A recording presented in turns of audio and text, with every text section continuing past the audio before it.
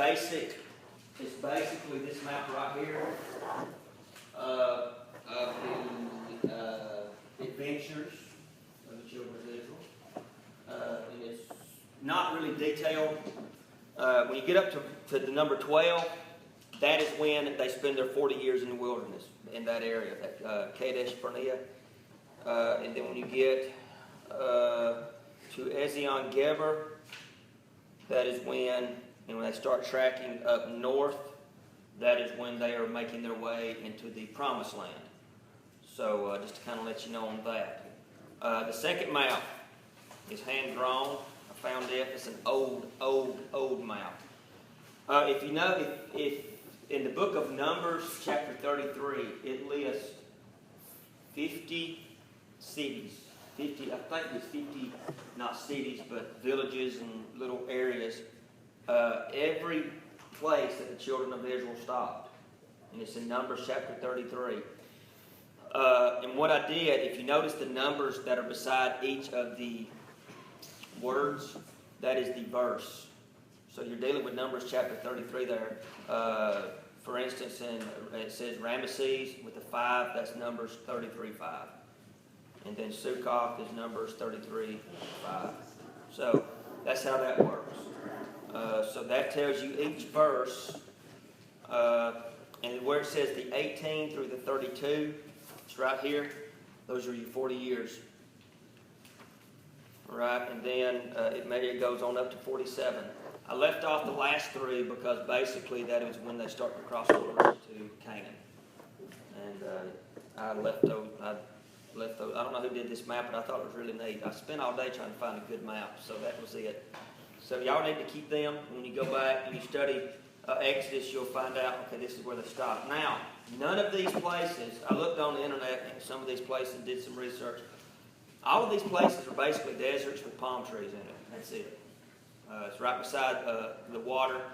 But essentially what they were walking through was, you've seen these old movies with the Arabs and the camels going through the desert, and they'll come through like an oasis, and there's a few palm trees there. That's basically what they was going through the whole time. That's what it looks like. So this is basically the map that you use on the first one. Like I said, it is, and you'll notice that they do not go.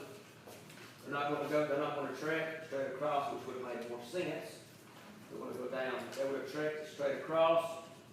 This was all inhabited by Philistines, Amorites, all those types. And they would have been in war within a few days. So God takes them. Of course, they go down to Mount Sinai when He delivers the law to them. So y'all keep these. And if we decide to go any further besides Exodus, we'll look at these maps. But I wanted these for your personal, just for you guys when you go home and study. So, all right. Where we stopped off at, where was we at? All right, we'll stay there.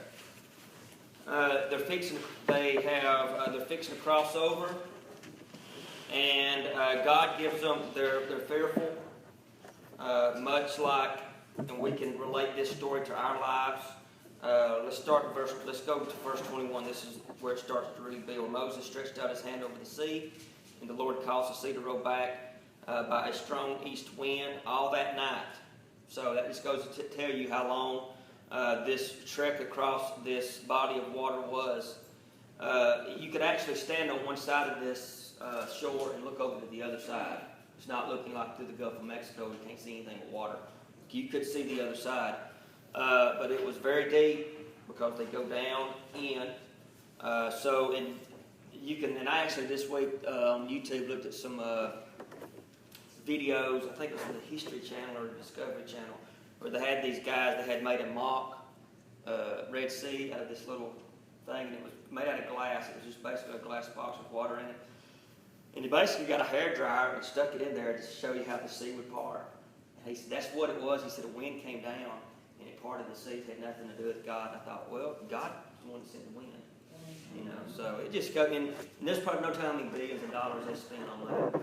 You know, they get a lot of grants at these colleges to disprove the miracles of God. And they all have theories. They don't have anything fact. But according to the scriptures, this is exactly what happened. God caused this to happen. And it was all night long, and you cannot, and this guy did not address that. I've never known of a wind to blow that hard, and I've never known of a wind to blow that hard for that long. So this is all due to God. So it was the strongest wind that night, and it made the sea dry land, and the waters were divided. Okay? And the children of Israel went into the mist down in. This is faith walking now. They're walking now by faith instead of by sight. But they will eventually go back to the sight. They'll go back to faith. They go backwards and forth. Verse 22, they go down. A few million of these people go down into this ocean or into this sea. And they're walking upon dry ground, and the waters were a wall unto them on the right and on the left side. That is the protection of God. As a child of God, you have that same protection on the right side and on the left side of you. You have God protecting you. Sometimes He allows the devil to creep in, just like He did with Job, and He allows things to happen in your life. But there is still that wall of protection with them. And it came to pass in verse 24, in the morning. So at night, they are walking through this ocean. You got the Egyptian army behind them, but it's always in the morning. There's always great things that happen in the morning. You know, if you're ever, if you go to the doctor and he runs tests on you, he'll usually say, call us back in the morning, we'll let you know. You're always waiting for what? In the morning, in the morning, in the morning. There's just something about that phrase, in the morning. And I looked, let me see, in Psalms 35. Y'all don't have to, y'all just write this down, I'll look them up. In Psalms 35, chapter 40, verse 5, this is the psalmist, and this is what he's writing. For his anger endureth but a moment, and his favor is life. Weeping may endure for the night, but what comes in the morning? Joy. So we can relate that to our lives. There are some things in our lives, and he says at nighttime there's going to be trials and there's going to be hardships. And David, of all people, knew this. And he could write this. You had Saul, you had Absalom, you had his entire country that turned against him. And David writes, his anger endureth but for a moment, but his favor in life. Weeping may endure for the night, but joy cometh in the morning. Don't you know that when those children of Israel was going down into that sea, there was a lot of tears being shed. They were frightened. They were scared. They were probably pushing each other over, trying to get through there as quick as they can. We got to get to the other side. Got to get to the other side. And God holds back that sea all night long with the east wind, and He holds back the Egyptian army all night long. But it tells us now in verse 24, and in the morning. In Psalms 5:3. Psalms 5:3. I forgot. Psalms 5:3. This is what it says. It says, my voice shalt thou hear in the morning, O Lord. In the morning I will direct my prayer unto thee, and I will look up. In the morning you have this beautiful prayer that is spoken by the sister of Moses. After they get through, she has this beautiful prayer. Her name is Miriam, and she recites this prayer or this praise or this song in the morning. Also Psalms 59:16. Psalms 59:16. It says, but I will sing unto thy power, just like Miriam is going to. But I will sing of thy power, God's power. David can relate to this time and time again. Moses can relate to this. The children of Israel can relate to this because they have definitely seen the power of God. But I will sing of thy power, yea, I will sing aloud of thy mercy in the morning. For thou hast been my defense and my refuge in the day of my trouble. And the children of Israel can say that. Moses can say that. David can say that. We can say that. So it says it came to pass in the morning. And I'm sure that as they were crossing, they could not wait for the sun to start coming up. Because it does not tell us that they had any light leading them. Where was the fire in the wind? It was holding the Egyptians back. You know how they had to walk through that sea? They had to walk by faith. pitch black. They're walking through this ocean, they're walking through this sea, and the only thing that's guiding them is their natural instincts of faith with God. And soon as that sun starts to rise, I'm sure it was a relief that kind of washed over them. And it says, and it came to pass in the morning, watch the Lord look. In the morning watch, the Lord looked unto the host of Egypt. After he gets to his children, after he sees that they have made it to the other side, and if this would have took a week, God would have let that water stay back for a week. Amen. He would have, as long as they needed. I'm sure none of them was walking. They was all probably running. Probably had kids up under each arm, dragging them by the hair of the head. Let's go, let's go, let's go. And you can almost see it's an urgency of getting them out, of getting them over to safety. This is the type of the rapture. God pulling us out, getting us out as quickly as He can. This is not a slow-moving march, I'm sure, when there's going down.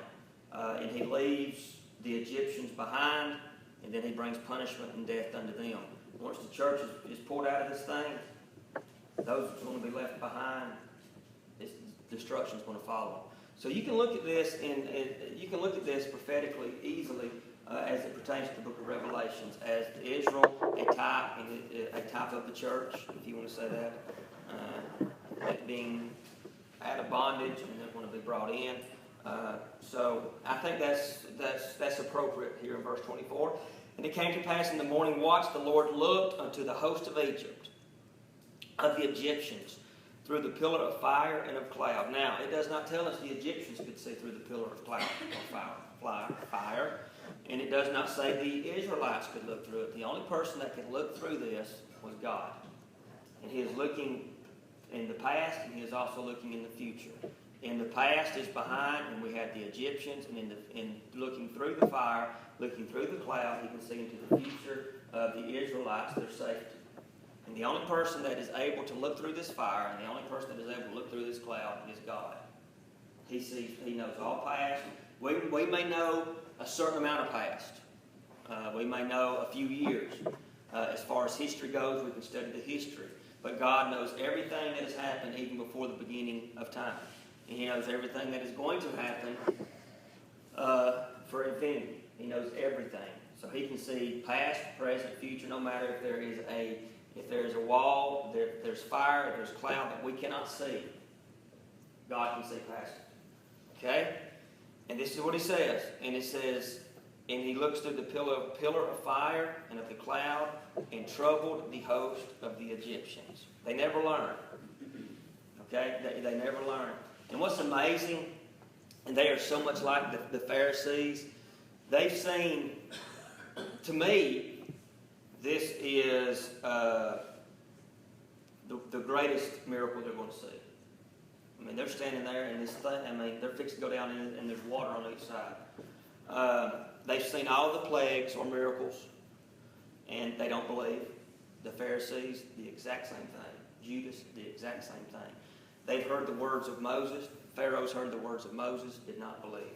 Pharisees heard the words of God, did not believe. Judas heard the words of God, did not believe. So they're seeing this, and this is what He is going to trouble the host of the Egyptians. That is all of them that has come. Now, I want you to look how He does this. Now, God could have, and I want to repeat this again, God could have done every bit of this without the use of Moses. He could have let them out. He could have brought the plagues to Egypt and left Moses over there in the desert, left him alone, and lived a long, happy life with his sheep and his kids.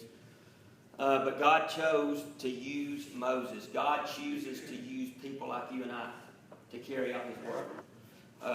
God does not have to. It is an honor for us to be able to do that.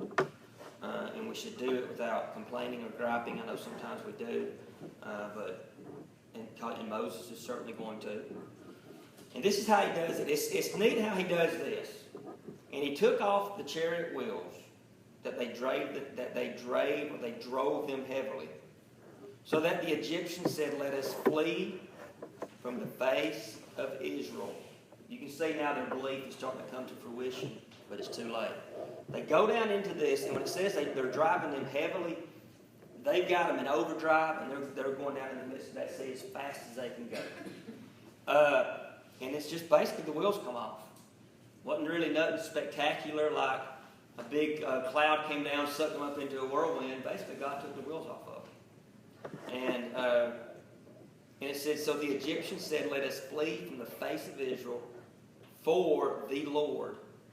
Finally, they get it, don't they? They finally know who's been fighting for these Israelites the whole time. But guess what? It's too late. They're all down in there, and it says, for the Lord fighting for them against the Egyptians. It's too late. You hear a profession, but you do not. You hear a profession of faith, as far as they know who God is and they know who's doing the fighting. But you do not hear a profession of forgiveness, of sorrow, of penance, of trying to come to God. It's basically they know who God is. Every knee shall bow and every tongue shall confess that what Jesus Christ is Lord. He gets them to a point.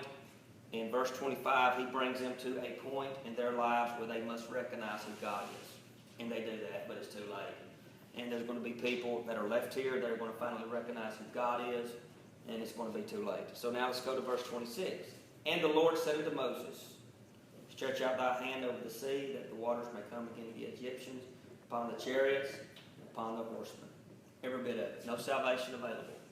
He waits till they all get in there, and then he's going to kill them. They recognize who God is. They recognize who Israel is. They recognize that God is doing the fighting for Israel, for the children of Israel, for these Hebrews. But God tells Moses, this is what I want you to do. And the reason that he uses Moses to demonstrate this, God could have parted the sea without Moses stretching out his hand. And God could have brought the sea back together without Moses stretching out his hand. But this is so that the children of Israel can begin to trust not only God, but they can put trust in their earthly leader, which is Moses. They're going to sit, but they never trust him 100%. And it says, stretch over the Egyptians on the chariots. And Moses stretched forth his hand over the sea, and the sea returned to his strength. Guess what? When the morning appeared. You know, there's going to be times, and I've had them in my life.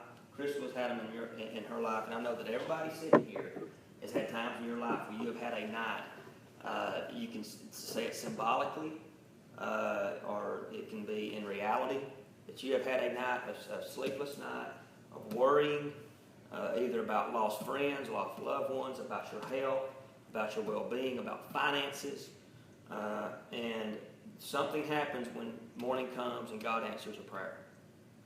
Now, he may not answer it that exact morning, but stay true with God, stick with God, and that morning will eventually come. The greatest thing, in my opinion, that happened in the morning was, we call it Easter Sunday. You know, you have those disciples that are sitting there, and at night, they're worried. They're hiding out in the upper room. They're in John Mark's house. They're scared. I'm sure the Roman soldiers are going through the streets, knocking on doors, trying to find them. They cannot wait for the morning time to come, so they can probably leave and scatter to flee. They're probably waiting for Passover to get over, so the city can kind of clear out, and the Roman soldiers to go back to the original post, and then they can finally go back to their respective homes.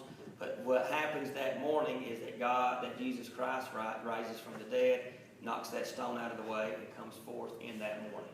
So there's always a morning that's going to come. But it says, and regaining strength in the morning appeared, and the Egyptians fled against it. I want you to look what that says again. And the Egyptians fled against it. You know what they fled against? Morning. Who is the morning a type of? Christ. It is a type of salvation. If Jesus Christ had never rose from the grave that morning, we would have no use of us being here, because the cross would have been foolishness. His death would have been foolishness. He claimed that victory, that coming up from the grave, that's what the gospel means, is good news, is victory. That is what the resurrection is, it's victory. And it says that they fled from it. although you have salvation, you have the Word of God, you have men of God, you have people that are followers of Christ like you guys. Even though you witness to people, you give them the gospel, you tell them the truth, you tell them about salvation. Some of them will flee from it. They don't want anything to do with it. Don't want to do with God. Don't want anything to do with any of it. Just like the Egyptians, they recognized who God was. And they recognized that God was fighting for Israel, but they still wanted nothing to do with that quote-unquote mourning. The Pharisees was the same way. They knew who God was. We'll be going over that probably a couple of Sundays from now. They realize this guy's, we know he's God because he can do all these miracles. But we don't like him. He's going to take he's going to take all of our money away from us, and all of Israel's going to start turning to him. We're going to lose our place in society, is basically what they say. So they seen it all, and they seen everything, and the Lord overthrew the Egyptians. Not Moses. It was God that did every bit of this. In the midst of the sea. Not on the outer banks. It's right in the middle of it. And I want you to look, and the waters returned and covered the chariots and the horsemen and all the host of Pharaoh that came into the sea after them. There remained not so much as one of them. All of them. Thousands. Thousands and thousands. If you're Egyptians, I think he said he had 600 chariots. That was just basically your, I guess you can call them the Green Berets of them, for special forces. If you're Pharaoh and you're going after about 3 million Jews, you're going to take several thousand, 100,000 people to capture them. You're not going to be stupid enough to take about 1,000 people to capture about 3 million Jews. It's going to be hundreds of thousands, maybe possibly up into the millions. That's how many people drank. When we watched that movie, The Ten Commandments, there was about 100 people in that ocean. There are hundreds of thousands of these Egyptians going after these. You have to use common sense when you're studying this. Okay? You've got all of these Israelites. You're going to try to put as many Egyptians against them. That's how many people died in that ocean that day. It wasn't 100 or 200. It was close to maybe 1 million, 2 million Egyptians dead. Population suddenly went. And what's amazing, and I think that's why this dynasty we're talking about, it went down after this. Egypt was not what it was because they'd already lost everything with the plagues. Then you had the firstborn; they're dead. So the population is declining. Rapidly. And then you lose all of these soldiers. The population is totally almost wiped out. If you study the book of Revelations, 1/4 of the earth's population, not Alabama, the earth's population, within the first few months of during the tribulation, gone. And then there's another 1/4 that's taken. And it's just over and over and over. And that is why Egypt, in my opinion, that country they could not recover from this. And I don't believe God wanted them to recover from it. So, and it's all because of God. Now I want you to look. You have this tragedy, and it is tragic that these people died unbelievable. Very tragic. The waters returned, and I like how Moses writes this. Not even one person. You would think that one could swim.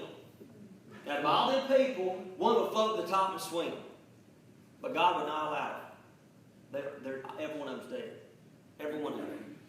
And I want you to look at this. This is very interesting. But the children of Israel walked upon dry land in the midst of the sea. And the waters were a wall unto them on their right and their left.